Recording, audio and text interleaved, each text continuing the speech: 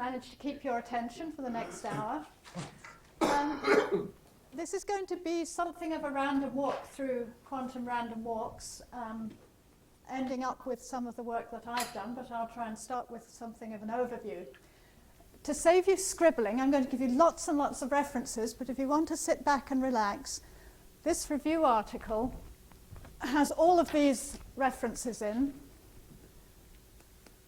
So you can look them all up later if you don't want to write them down as we go along. The particular result on noisy quantum walks that I get to at the end was done with a project student who was over in France for 3 months. Otherwise, there'll be a long list of credits at the end, as well as the people I mention as we go through. So this is a little bit of an overview. I should say at the outset that I do numerical simulation, so I'm fairly far from some of the analytical work that you're most used to. Think of me as an experimentalist.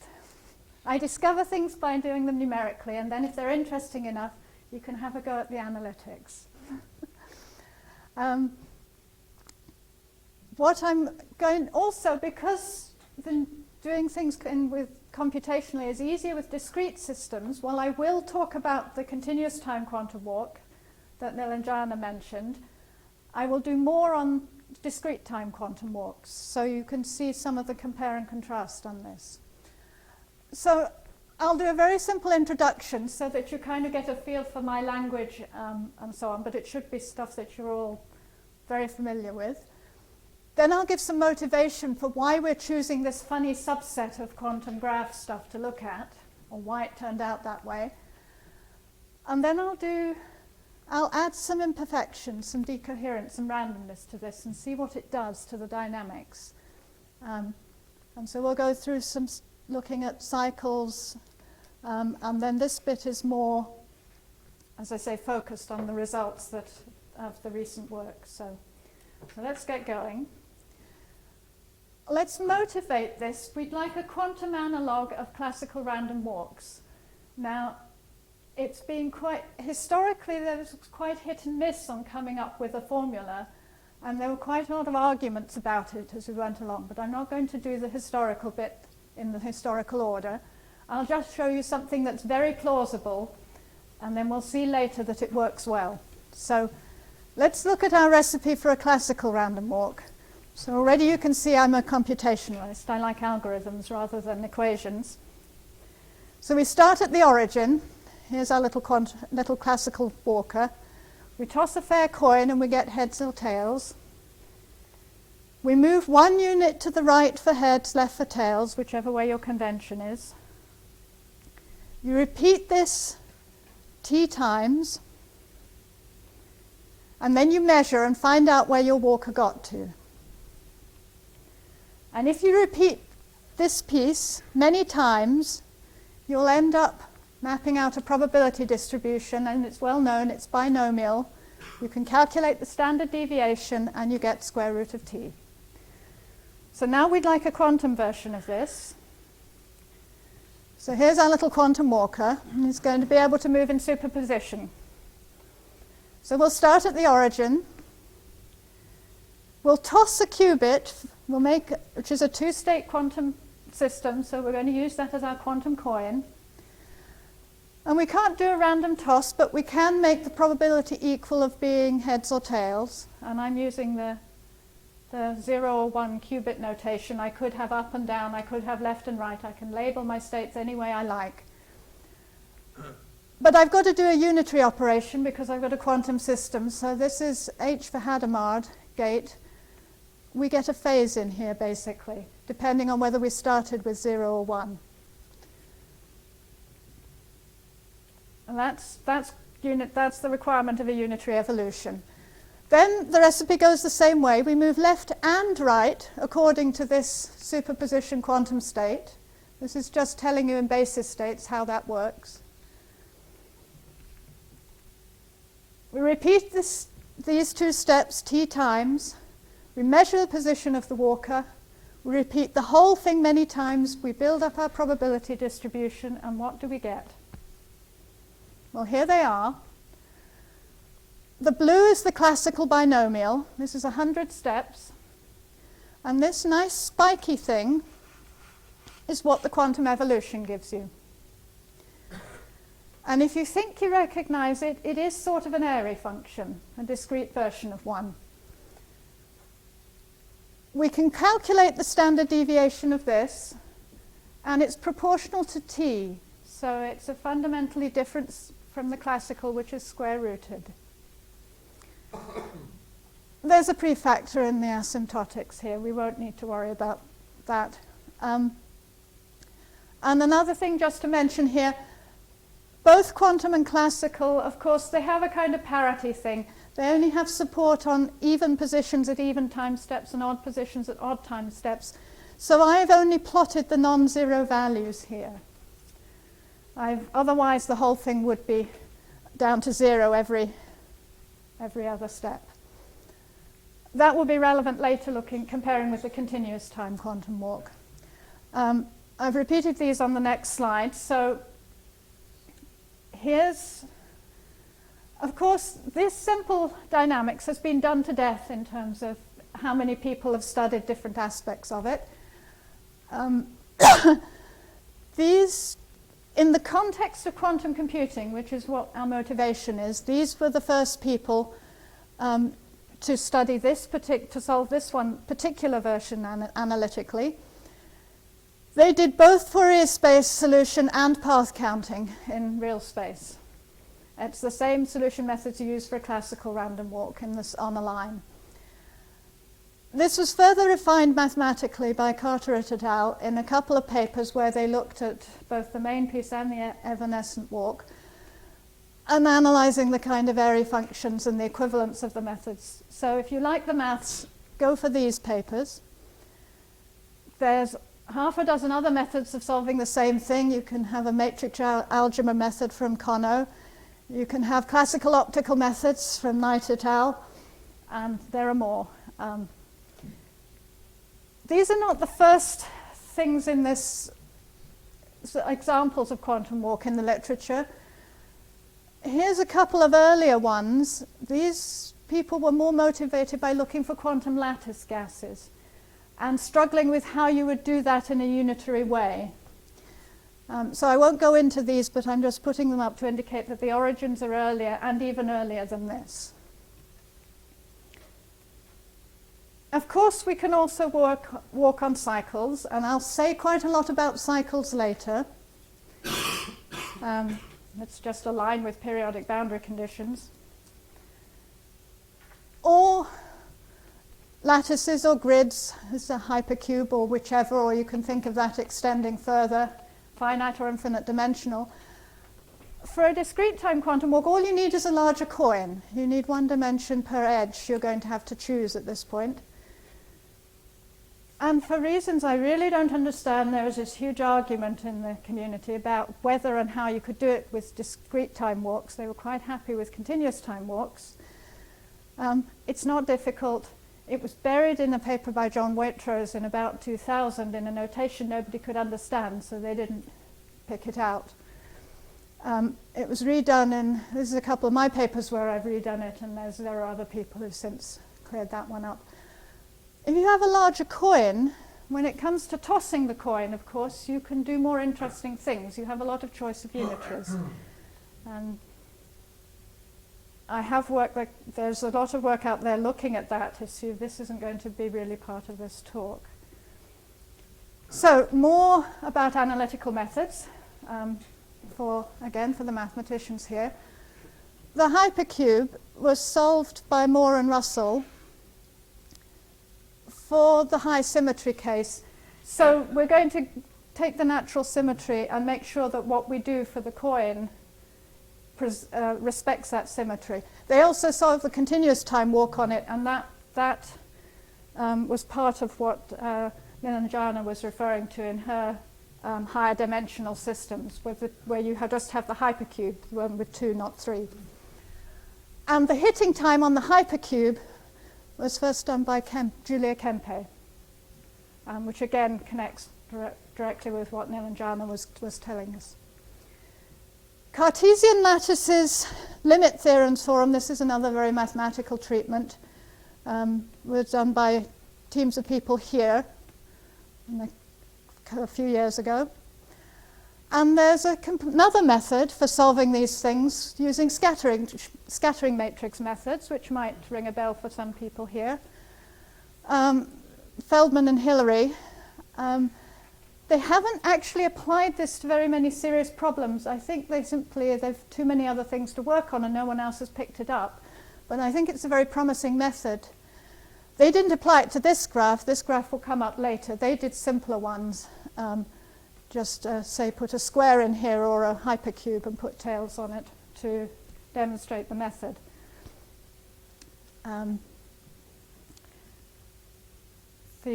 Using a continuous time quantum walk with this method goes back to Fahy and Gutmann, but they adapted it to discrete time walks as well. Okay. Some motivation. Why are we looking at this particular class of things? It's the computer scientists who did this for us, the ones working on quantum computers. They took a look at the state of the field, and classical randomized algorithms are very widely used. They're the basis for the Monte Carlo simulation, Markov chains, a lot of really practical and effective application of numerical methods in physics and elsewhere. And they provide some of the best known classical algorithms for hard problems like factorization, K-sat, approximating the permanent and graph isomorphism. And they're quite recent. Several of these date from the 90s in terms of when those randomized algorithms were discovered. So it's a natural place to look if you want to find quantum algorithms with a speed up over classical. You look for the best classical algorithms and see if you can do better. So that's why they wanted quantum versions of random walks. They wanted to apply them to problems like these. So can you make algorithms? Well, you can indeed. And in 2002, a couple came out almost back to back. First, kind of the canonical one, which is the search problem. If you want to search an unsorted database, you look up a name if you've only got the telephone number. Then this was presented by Shenvi, Kempe, and Whaley. And it's a very simple recipe. You map your database to a graph with n nodes connected. It doesn't really matter. It's simpler for the analysis if you choose something nice and symmetric, obviously. They've done it on both a Cartesian grid and a hypercube. You use a particular symmetric coin. This is how you toss the quantum coin. It's going to have a dimensionality that depends on the degree of the graph. And this is the most symmetric coin toss you could use. It's basically a discrete version of the diffusion operator. You run it for a particular number of steps, the nearest integer to this, and your quantum walker will now be at the item you're searching for with high probability, high enough that you could amplify it, not one. And this is a quadratic speed up over classical because that's a square root here, and classically in the worst case you'd have to look at all of them, and on average you'd have to look at half of them to find the one you wanted. We'll come back to this. This is kind of the inverse of starting at the origin and trying to spread out over the whole graph, which is what you'd want to do for uniform sampling. So both problems are important in computational terms. You start in a uniform superposition and you want to find one spot, or you start at a particular point and you want to uniformly sample over the state space that you have. So that's one. Now, back we get this funny graph again. This is a proof in principle. It's not a useful problem, but it's a proof that you can find a problem and prove an exponential speed up for quantum walks over the best classical method, which is not a classical random walk in this case. You can do better than a classical random walk, but you still can't beat the quantum one. Now, as with all of the graphs I'm talking about, the length of the bonds is not significant. it's just easier to draw it on a plane this way, and so the gap between these columns is not significant either. It's just so you can see what I've drawn. We've got a couple of binary trees glued together in the middle with random joins, and the randomness of the join is critical. You can't, if it's a regular join, then you can cross it easily with a classical algorithm. So your task is to go from here to here as fast as you can. And there's a high symmetry in this. Despite the random join, you can map it into a problem on the line with different weights between the positions on the line here. You can do that classically as well. So you can reduce the problem to something that's analytically tractable. So I don't need to spend too much time on this because Nilanjana has introduced the continuous time quantum walk. These authors proved their speed up for the continuous time quantum walk. It works for the discrete time quantum walk too, but nobody has actually proved it. It's a little more challenging to do the analytics with the discrete time walk. Quite a few people have looked at it numerically. So here we go. This is the same definition that Nilanjana gave. We're just going to take the adjacency matrix. I've got a hopping rate in here, which Nilanjana had as 1.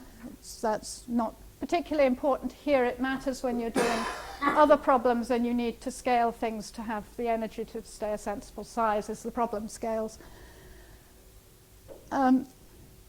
Now, for a long time, notice with classical random walks, the discrete and continuous ones, if you can take the limit of the discrete time one and with the step size going to 0 in the right way, and you get a continuous time random walk. You can't do that between this continuous time quantum walk and the discrete time quantum walk because the discrete time one's got a coin. So the Hilbert spaces are different sizes, so you can't make one the limit of the other unless you can restrict it to a subspace in the right way. On the line, Fred Strauch has quite recently taken the limits in the right way, and what you get are 2 copies of the continuous time quantum walk, mirror images of each other, one for each state of the coin. So the limit does work, but it was a little tricky to do it. It's not as straightforward. I should say something else about the continuous time quantum walk. If you do a continuous time random walk, you end up with an equation with an extra term because you've got to conserve probability. So you've got the rate of change at the node x is on my vertex labels, is the sum of everything that's coming in minus the sum of everything that's going out. Now for quantum walks, if you've got an undirected graph, the adjacency matrix is symmetric and you can make that a Hamiltonian. You don't have to conserve anything. You just need it to be symmetric and you can make a Hamiltonian out of it and you get a dynamics that you're perfectly free to investigate and see if it does something interesting for you. Or you can do something that is much more direct analogy that's got the second term here. Now, if you've got a graph of fixed degree, a regular graph, the extra term just gives you a global phase because you can do this sum and it comes to the sum over y. Y is only, it only appears here, not in this piece. You can do this sum and it comes to the degree of the graph. So it gives you the degree times the identity matrix on this, and if you work it through into the unitary operator, you just get a global phase, and that makes no difference. If the graph is not the degree of the graph varies, then the dynamics will not be the same because the different phases you get will have an effect as the evolution proceeds. And basically there's been no study to see what the differences are, whether there's anything interesting there at this stage. So, open area. So I'll just go back to this exponential speed up here because I've got a nice picture of what happens. So here's the columns. I'm going to track the progress of the walk by seeing which column we're in. So there's the columns here. This is a slightly larger one. This is n equals 10. That's only n equals 4. And this dotted line gives you the position of the glue along here. And then this is time. Time is running down here. I think I must have had a left-handed graph plotting program when I did this. Anyway, so follow time down this way, like this. You can see it's starting out at the entrance there. The red is everything on the first position. And it tootles along through the graph until there's some dispersion, but it pretty much reaches the glue as a wave packet. Then you get a small amount of reflection here, but most of it is transmitted. And you get a nice peak here, not one, but high enough that you can have a good probability of finding it at the exit, over what is pretty much linear in n. It's 2n plus 2. Where are we? 11 time steps pretty much. I think the time scale is somewhat dependent on the choice of hopping rate. And then you can see that, of course, you get reflection back. So if you carry on, this is basically your measuring time. If you carry on, you can see that it then reflects back, reflects off the middle, transmits back, and it basically starts to spread out through the graph. So you get a solution provided you measure at exactly the right time here. There are more quantum walk algorithms, but I won't go into them. It tends to give you polynomial speed-ups, and the quantum search algorithm tends to be the piece they use as a technical step in the proofs. There's a short review here in a very computer scientist sort of orientation for it. Now, sometime in about 2000, 2001, when the results for quantum walk on the line and the cycle were first presented at a meeting, it was presented by computer scientists because they were the people that had thought of them. And someone in the audience, who was probably a physicist, I don't remember who it was now, said, but what about decoherence? What happens if you don't have a perfect quantum walk? Theoretical computer scientist stands here and says, I don't know, I never thought of that. Well, why would they? And I was sitting in the back of this audience, still a fairly junior researcher and newcomer to this field, thinking, that's a really silly question. I don't worry about decoherence when I run my classical numerical simulations. That's what error correction's for in my classical computer. It does all its parity checks and everything else. It doesn't have decoherence in the algorithms I write. I write my code, it might have bugs, but it doesn't have decoherence. But if they really want to know, it's easy to model it. It's a very easy computer program to write. I'll write the program and find out and tell them. So here's the model I used. It turns out later that it's not particularly critical to the later results what model I'm using or the details. So let's just use one that is relatively easy to work with. So I'm going to use just Markovian noise. I'm just going to have a decoherence rate of p per unit time. So I'm now on a density matrix because I've got non-unitary evolution. And this is my coin toss, and this is my shift operator, if you remember from the quantum walk recipe. So here's my density matrix. I toss the coin, I shift, and that gives me t plus 1. So with probability 1 minus p, that all happens according to the perfect walk. With probability p, I'm going to project into some complete basis here. This set of projectors I'm going to choose. I can make different choices later. You'll see I've made several different choices. There's some natural choices to make, but there's not just necessarily only one. So that's pretty straightforward, and it's pretty easy to do numerically. And for the continuous time walk, we can do the same thing. This is basically the same model in the continuous time walk. So you have the rate of change of the density matrix is the commutator with the Hamiltonian. Gamma ray is our Hamiltonian. And then these two pieces are doing the same job as this one. And what they're both doing is to reduce the size of the off-diagonal elements of the density matrix. So what this does is reduce the size of all the elements of the density matrix, and what this does is put back the diagonal elements. So that's why you've got two terms here. And in this one, what you're doing here is reducing the size of all the elements and putting back the diagonal ones. So it's the same thing going on here. But computationally, all you do is you scale the off-diagonal elements. Simple.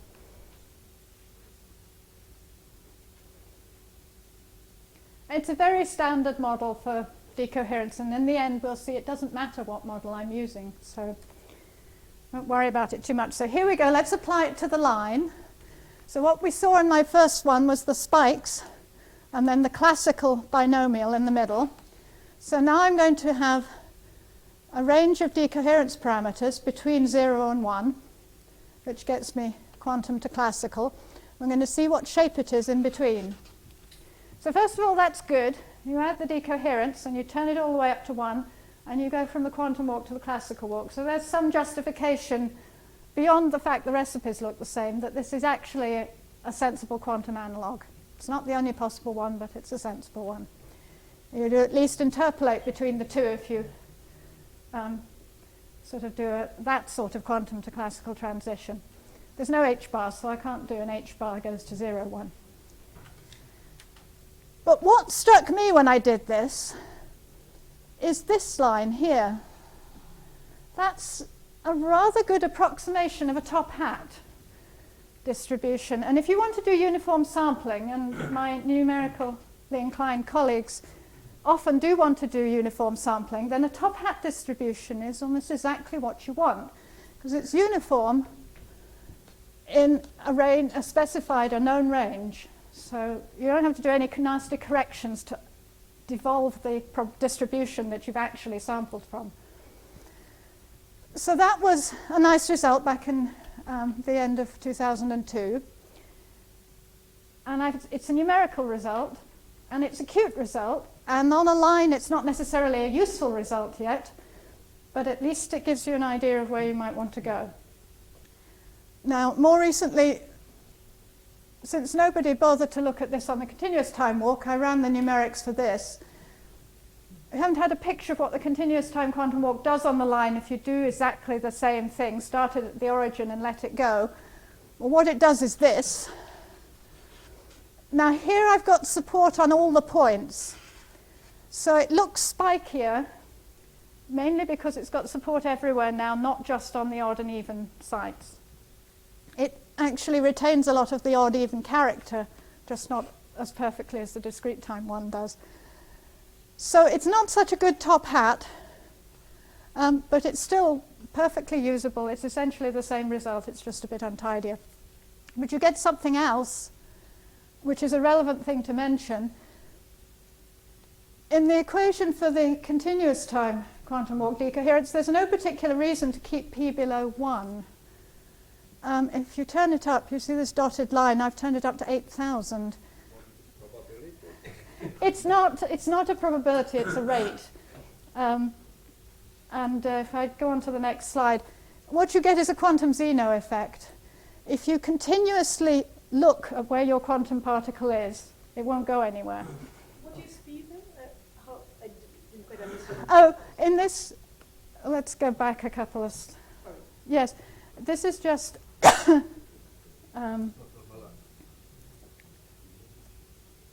this is p in this case is the rate at which I'm applying my decoherence. But in the continuous time walk,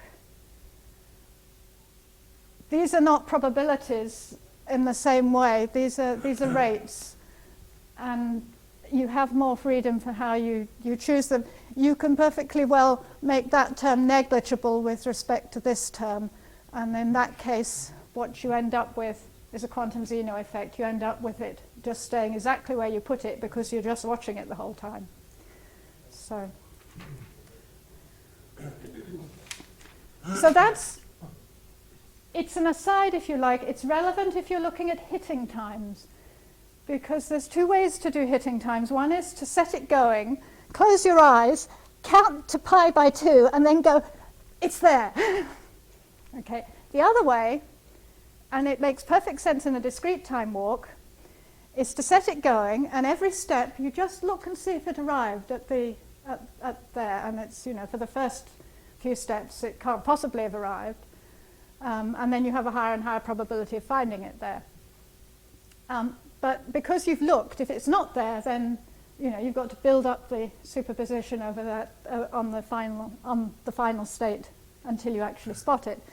But if you do that with a continuous time quantum walk, you set it going and then you look, it'll never get there because you're projecting it out of that state. So it is relevant in terms of hitting the problem of hitting times, of transferring from one place to another, that you get this effect. So that's all I want to say about that and continuous time walks for the rest of the talk. I'm now going to move to finite graphs, especially the cycle, but with some hints about what happens on some slightly larger dimensional structures. And you're on a finite graph, what you're interested in is mixing times, because you want to do uniform sampling. This is my computational task. You could do many other things, but what I'm going to look at is mixing times. So I want to have a uniform distribution over whatever, in this case the cycle, so that I can do uniform sampling for some computational reason. Of course, quantum walks don't mix. They're unitary, they're reversible. They just keep oscillating indefinitely on this thing. But if you take a time average distribution, so I run it, what this is saying is I'm going to run it for some time between 0 and t that I've chosen at random. So it's operationally very simple to do. You don't have to actually do the average, you just sample from this distribution. And if you do this, then this time average distribution that you get always mixes. Now, what might be useful here is to write a couple of these definitions on the board at the side. Where did the chalk end up? So that we've got them later when I've got slides that are looking at them again. So I've got, what I've got in there is a variational distance here. So I'm going to be looking at, in the mixing times, I'm going to be looking at a probability distribution with some, I'm going to be comparing it with some limiting distribution, which may or may not be the uniform distribution. And I'm going to use some kind of distance. I don't really mind which one, but the one that's normally been used has simply been mod p minus pu summed over x.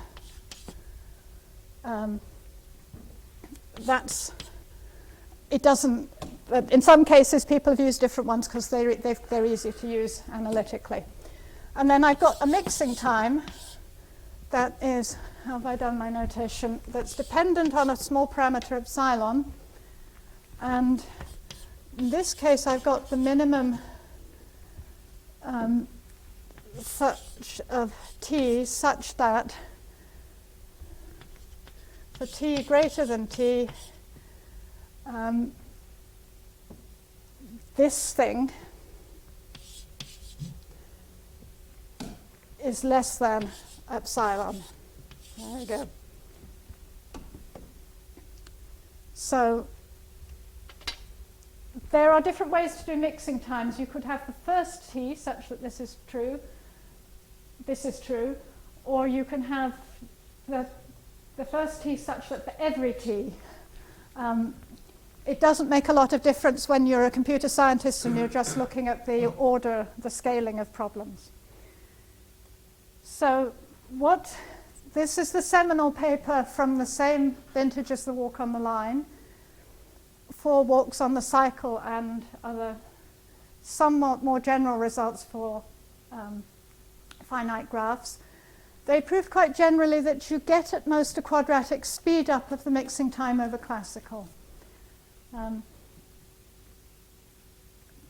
It's very, very nice paper. I recommend if you want to look at a paper on this that you do look at this first one. It has a lot packed into it. But what they also found is that for quantum walk, the limiting distribution is not necessarily uniform. On a cycle or a regular graph, the classical one would always be uniform in the limit. In the quantum case, it's not. It remembers both either its initial state or the coin operator that you're using to evolve the walk. So this has been, on the cycle, this has been analysed completely. This is the paper where this was done. And it's been done for a more general than the simple Hadamard. We can put some phases in the Hadamard. Where you put the phases in there or the initial state is to some extent a matter of preference. If you solve it in Fourier space, which is the easiest way to do it, you get conditions on the Fourier variables that tell you when the limiting distribution is not uniform or uniform. And depending on your choice of theta and phi and the value of n, some cases you always get solutions, in some cases you get none. So you can choose an irrational multiple of pi for your choice of these values if you want to make sure you get a uniform distribution, or we can put a little decoherence in, and this is what I'll show you next. But I'm going to do a little aside first, because in some sense, we had periodicities mentioned already for the continuous time quantum walk. The period of 2 for going to one end and back on the graph here, you can imagine this as joined up, and you'd have a cycle of size 3, and you can also get a periodicity on this. Now, I found these numerically. I think that I found all of the solutions, but I can't prove it. So if anybody here is recognizing the mathematics, and I'll show you a bit more in a second, I would love to see if we can put this on a better footing. This was found already by Travaglioni and Milburn. I have that reference later in the paper. I couldn't fit it on this slide. 2 is trivial. It's this result, but for the discrete time walk. You also find that for a cycle of 8, you have a period of 24. That's what I've shown here. I'm just plotting the probability at the starting point. So does it come back to the starting point? And then n equals 16 is not periodic. There's n equals 16. So you kind of get Poincaré recurrence, but you don't get a straight-off periodic thing. Now, if you put a bias in your coin operator, let me go back and I'll explain the bias. A bias, you would put a square root of b here and a square root of 1 minus b here as a prefactor, 1 minus b root b. And that would be just like having a biased coin of probability b or 1 minus b for your classical coin. If you put a bias in, a particular choice of bias, you can find that the cycle of size 3 and the cycle of size 6 have a period of 12. The cycle of size 5 and the cycle of size 10 have a period of 60. I found these numerically by some fairly well-informed searching, because I also knew by then that what I needed was interstitial solutions to this. It's kind of messy, okay? It's the condition you get from the Fourier variables when you say, I want it to be periodic. Periodic with some period omega, for a cycle of size n, for a coin bias of b, so that's the only thing that's not an integer in here. You can pick that to be what you like, between 0 and 1. K is your Fourier variable, so it's got to range from 0 to n minus 1, and you've got to make this condition work for all of those equations. M is related to those theta and phi phases in the coin operator, so you can choose that. And J you can make different for different Ks, but it's got an odd-even thing that goes with the M. There may be a better way to express this, but It certainly has these solutions. You can check it. I've got the values you need for the bias and the phases for these. But whether there are any more, whether I find them all, I have no idea. But I'd like to know. Little puzzle. So let's move on now to what decoherence actually does to the mixing times. So there's a vast literature on quantum walks out there. We're now specializing to some of the stuff that I've done. So I don't feel like this is the only direction they go in. So we could play with the bias and the phases in the coin, or we can just add some decoherence. It causes everything to mix to uniform distribution, and it mixes faster than a pure quantum walk. I will have an explanation for this as we go through the talk, but let's go through and see how it works first. So what I'm plotting here, this is my decoherence rate, P. So 0 is over there somewhere because I'm on a log scale. And this is 1, so this is classical. And I've got 4 different cycles here, closely spaced because the behavior is slightly different on each of them. And what I'm looking at is this time average distribution. And here we've got the odd even thing in that the even cycles don't mix because the coin operator I'm using means that they don't mix to uniform, they mix to a non-uniform distribution, but I'm testing them against the uniform distribution so I don't get a mixing. Somewhere off there is the pure quantum case and it's not mixed. But as I turn up the decoherence, the mixing times are coming down and down and down. I don't know what my epsilon is for this. It's probably 0.002 or something like that. I could look it up. And I have to pick an epsilon in order to get definite mixing times, and I have done that numerically. And I picked a relatively small one that's sensible. And these ones had a pure quantum mixing time here, but you can see the decoherence is bringing that down to a little trough here, and then back up, and they all meet in this cusp on here, and then we go smoothly up to the classical mixing time here. But now you see, this is where my different choices of decoherence come in. I'm choosing decoherence on just the coin, or just the position, or on both. And the dotted lines here are the coin. So you see that mixed here. Where are we? Dotted lines, these ones here. And what happens is that you don't get, in the even case, you don't get a quantum speed up if you just put decoherence on the coin. You have to put decoherence on the position. If you put decoherence on the position or both, which is these ones, they're pretty indistinguishable here, then you get the quantum speed up here.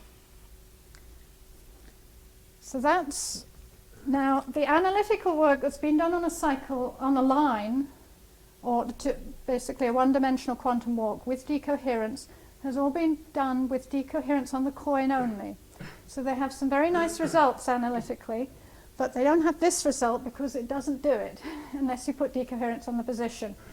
If you put decoherence on the coin, because it separates in Fourier space, it's very easy to deal with. You've got your two-dimensional coin system with its decoherence as separate from the evolution in the Fourier space. If you put decoherence on position, that messes up your Fourier space representation. You've got to apply it to that. And it's easier to even think of doing the analytics in real space in that case. But there's something else that happens, which is obvious, which I didn't spot in 2002, but I spotted last year.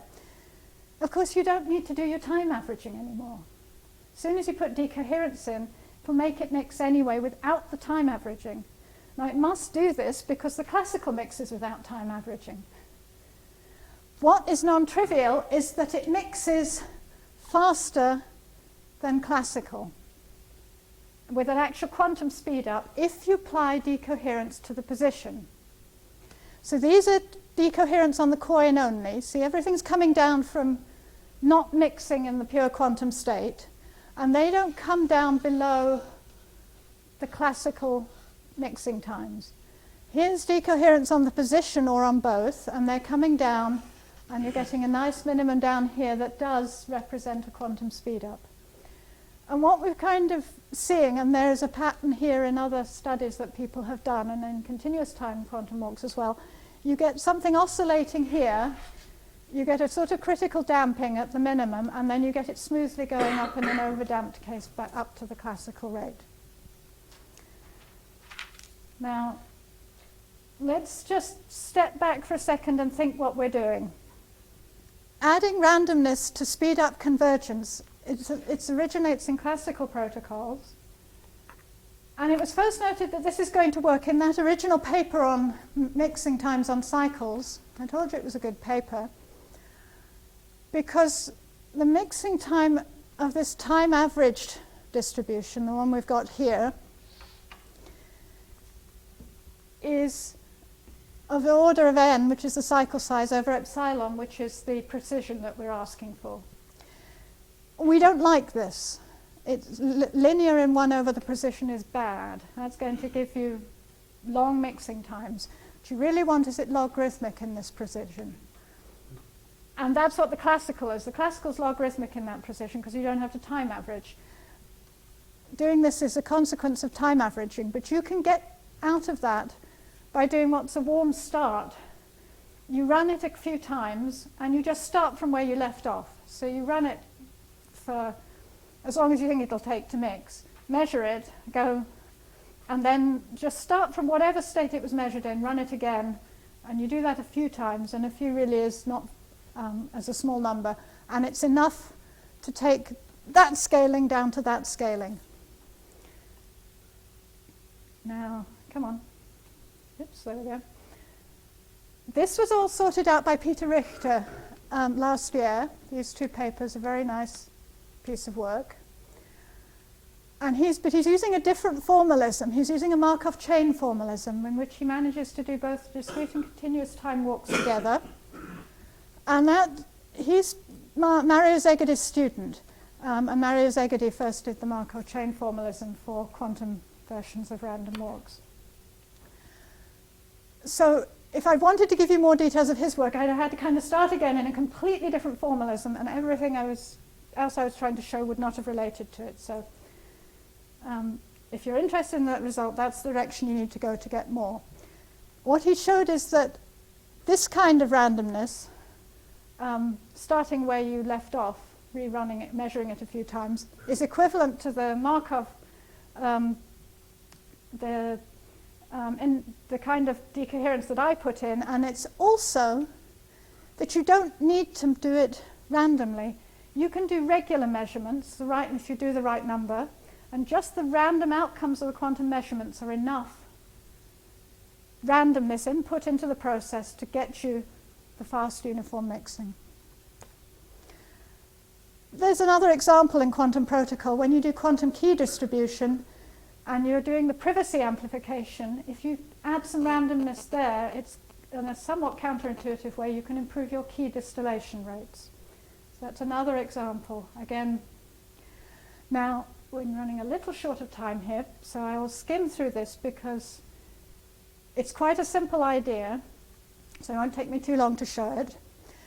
What I then did to understand what's going on a bit better as to why this works is I looked at the entanglement during the quantum walk. So I can only do this for the discrete time quantum walk because I need two things to be entangled. So I'm doing the coin and the position. If I wanted to do this for the continuous time walk, I'd have to think of a different way to do it. There would be ways. And if you're not an entanglement sort of person, everywhere I've written entanglement, just think quantum correlations. What I'm interested in is the correlations in the system that are non-classical, that you can't get with the classical dynamics. The measure I'm using is the negativity because I can calculate it numerically for a density matrix, and there's very few choices of how to do that efficiently. I take my density matrix and I flip the indices of one of the subsystems. You see my C and my B have switched here. So I'm just playing with the position of the elements in my density matrix. I then look at the spectrum of my new density matrix, or my new matrix, and I get a set of eigenvalues. Now, rho can only have positive eigenvalues. This one can have negative eigenvalues, so it becomes unphysical when you do this if it has quantum correlations in it. And the negativity is just the sum of the negative eigenvalues. It'll be between 0 and 1, and if it's greater than 0, it means there's some quantum correlations in there. Now, let me explain. This is for the walk on the line, and what I've got on here are the 3 kinds of decoherence, and 2 lines for each case. One is showing, let's take an example, the green one, down here and up here. What I'm doing is I'm using this total variational distance as a numerical way of pinpointing the best top hat. So I'm taking the ideal top hat and the difference between that distribution, the distribution I actually have, and the ideal. And so you get a nice dip to pinpoint the best decoherence rate here. And then I've also got in green the negativity you get for that. And what you see is you get a bit of a dip for a coin, but it's not very effective, as with the cycle. It doesn't really give you a good top hat. You get a cusp shape if you actually look at the distribution. What you can see is that negativity is dropping to 0 roughly when you get the best top hat. Now, in other words, the point where we get a good top hat is just about when we've taken all the quantum correlations out of the system. And we'll just look at what it does on the cycle. So we've got both examples. This is another view of decohering a cycle. What I'm plotting is this quantity. I'm plotting the difference between the uniform distribution over time for different decoherence rates. So this is the pure quantum one. It doesn't mix. Mixing is when it drops below this line. Ooh, you can barely see that. It's quite clear on my screen. When that epsilon is 0.002, that's my choice of epsilon, and dropping below that line defines my mixing time. So this doesn't drop below the line, it doesn't mix. You add some decoherence, it does. You add a bit more, it mixes faster. You add a bit more, it mixes faster still, and somewhere in there is the optimal decoherence rate. You add more, and you're coming back out to the classical mixing time here. So now that we've seen what that looks like, I can now plot the negativity along with that. So those are those difference from uniform TVDs, and this is the negativity. And I've just done it for values of decoherence close to the optimal one, so around here.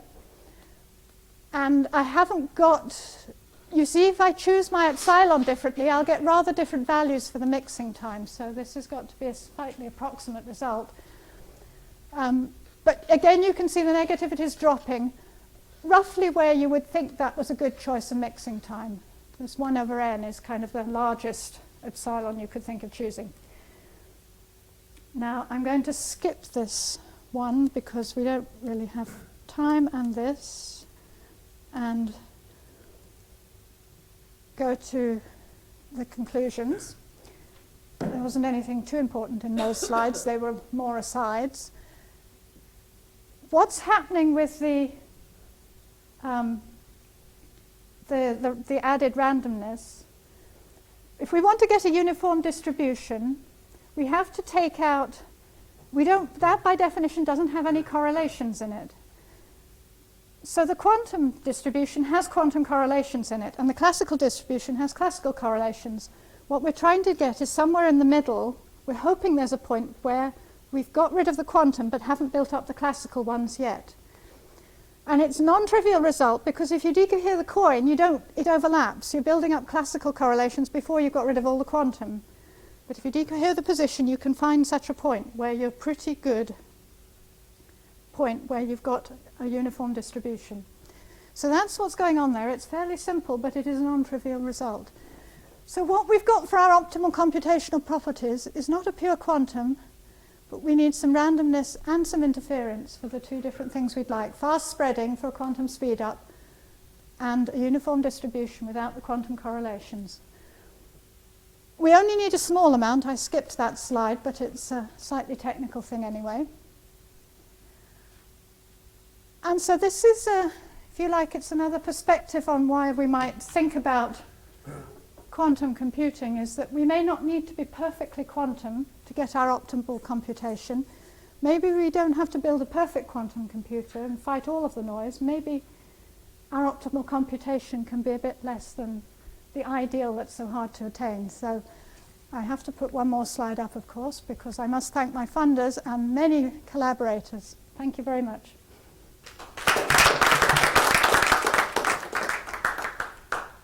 Any questions?